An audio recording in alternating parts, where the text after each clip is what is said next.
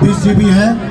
मैं उनका भी अपने उत्तराखंड प्रवासी संघ की ओर से बहुत बहुत धन्यवाद करता हूं। वो आए और उनसे निवेदन करूंगा 2 मिनट सबकी देख के समय। उत्तराखंड प्रवासी संगठन के अध्यक्ष साहब सिंह रावत जी एवं अन्य अधिकारीगण राजेंद्र रावत जी, हरि सिंह पोखरियाल जी और भानु शर्मा, आप सभी ने यहाँ पर हमें आमंत्रित किया। आपका तहे दिल हार्दिक आभार व्यक्त करता हूँ। और सभी माताएं जो भी यहाँ पर प्रस्तुत हैं अभी, उन सभी को उत्तरायणी बकरैनी और नववर्ष की बधाई देता हूँ।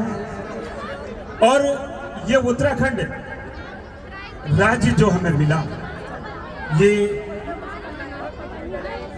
जिन वीरों की शहादत की वजह से हमें मिला, उन उत्तराखंडी वीर शहीदों को, जिन्होंने अपने प्राणों की बाजी लगाकर आपको इस पंडाल में एक साथ गुफ्तगू और ये अपनी संस्कृति को, हम प्रदेश में रहते हैं और यहाँ पर भी इतना सुंदर कार्यक्रम आयोजित करने का मौका दिया, उनको कोटि कोटि नमन करता हूँ। उनके परिवारों को जो आज जब भी उत्तराखंड की बात आती है कहीं पर और देखते होंगे तो उनका दिल कहीं ना कहीं याद करता होगा अपने उन परिवार को, अपने उन पूर्वजों को जिन्होंने हमें उत्तराखंड राज्य दिलाया।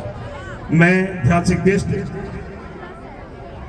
कर्मभूमि से डियाला बंकुर बिहार लौरी गाजियाबाद से और जन्मभूमि से बसड़ी भिक्यासैन और मालना के बीच में बसड़ी है, अनेरकोट का निवासी हूँ। आप सब लोगों के बीच मैं सिर्फ पर्यावरण की बात करने आया हूँ। कृपया करके नाचना, गाना और ये सब अन्य बातें आपके लिए बहुत लाभदायक है, लेकिन एक और लाभदायक बात है जो है प्रकृति।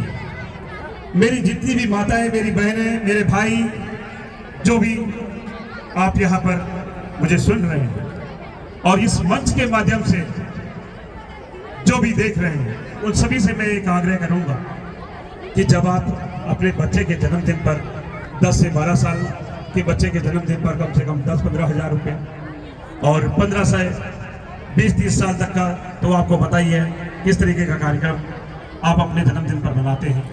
मैं एक छोटी सी उम्मीद और छोटी सी अपील करने आप लोगों के बीच आया हूँ कि अपने जन्मदिन के दिन एक पौधा जरूर लगाएं।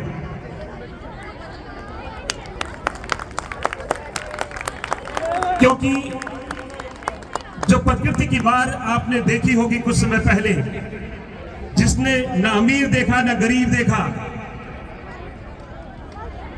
सब अपना सब कुछ होने के बावजूद भी सब कुछ खो रहे थे। तो एक ऐसे दौर आया, आपको क्या लगता है कि अब कोरोना चला गया?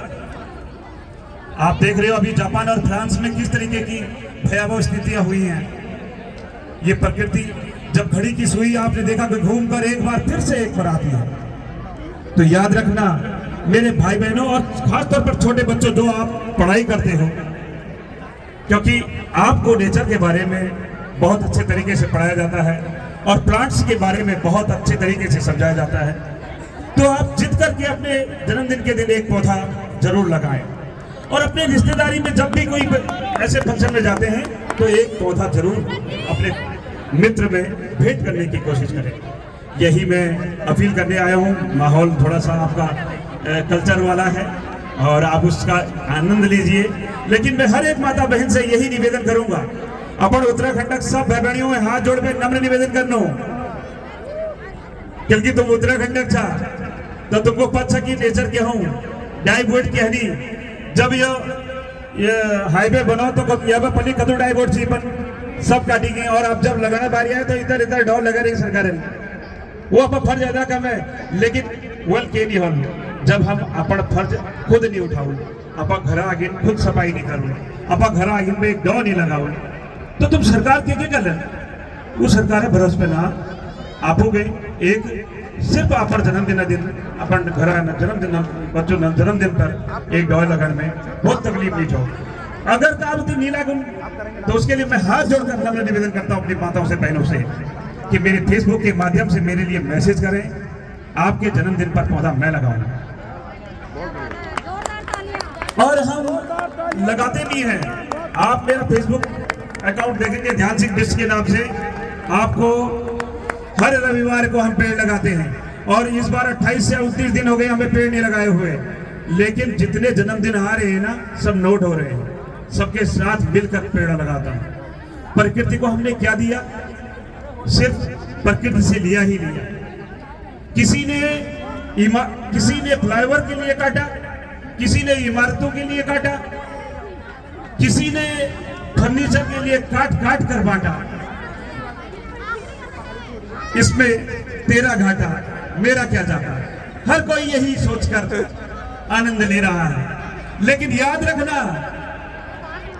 जो ये प्रवृत्ति है ना आपकी कि इसमें तेरा घाटा मेरा क्या जाता, इस चीज को छोड़ दीजिए। क्योंकि जब प्रकृति में भूचाल आता है ना, तो फिर कुछ रहता नहीं। क्योंकि आपने देखा होगा कोरोना के समय में कितने अमीर लोगों ने भी कोशिश की अपने कि भाई पैसे के दम पर, किसी ने सिलेंडर जो है 20,000 का ले लिया, तो किसी ने 40,000 का ले लिया। उसके बाद भी आपने देखा होगा उस हवा को, जिसको हम यहाँ पर अभी सांस ले तो रहे हैं, कितनी गंदी सांस ले रहे हैं या कितनी अच्छी, इसके लिए आपको जानना जरूरी है। क्योंकि प्रकृति एक ऐसी चीज है जिसे आप महसूस कर सकते हैं। इसे ऐसा क्यों नहीं होता कि नाले के पास जाकर आप कोई चीज खड़े होकर खा लेते हैं, और जहां पर साफ सुथरी जगह होती है वहां पर जाकर कोई भी चीज आराम से खा लेते हैं? उसका यही कारण है। मेरे दोस्तों, मेरे भाइयों, मैं आप सब लोगों से हाथ जोड़कर नम्र निवेदन करता हूं कि अपनी इकाई से होता है, क्योंकि हमने सुना है बूंद बूंद से घड़ा भरता है। हमें तो जब मैंने शुरुआत किया था पेड़ लगाना, तो मेरे से लोगों ने बोला अकेला क्या कर लेगा यार।